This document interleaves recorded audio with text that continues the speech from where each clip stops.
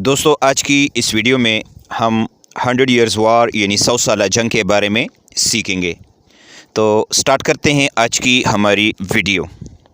100 years वार एक बहुत लंबी जंग थी जो कि इंग्लैंड और फ्रांस के दरमियान लड़ी गई थी, जो कि 100 साल से भी ज़्यादा अरसे तक लड़ी गई थी।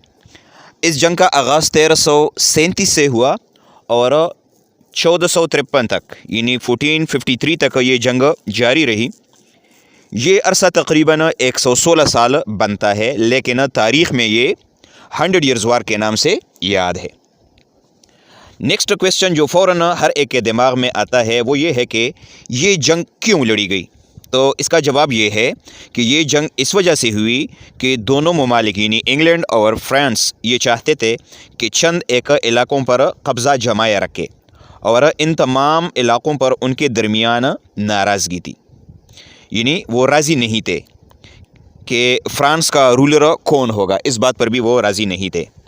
तो एगिनकोट की लड़ाई जो कि एक बहुत मशहूर लड़ाई थी, इसी लड़ाई से कई एक लड़ाई झगड़े शुरू हुए और इन लड़ाई जंगों में सबसे अहम किरदार एक नौजवान फ़्रेंच लड़की जॉन ऑफ आर्क ने अदा की, जिसने फ़्रेंच अफवाज को जंग के लिए आमादा किया।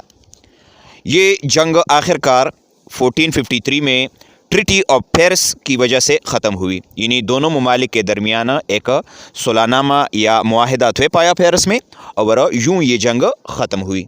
लेकिन ये है कि इसमें बहुत ज़्यादा लोग जो है वो मर गए और इसके जो असरात थे मुआशी और समाजी जो असरात थे वो इंग्लैंड पर भी पड़े और फ्रांस पर भी पड़े।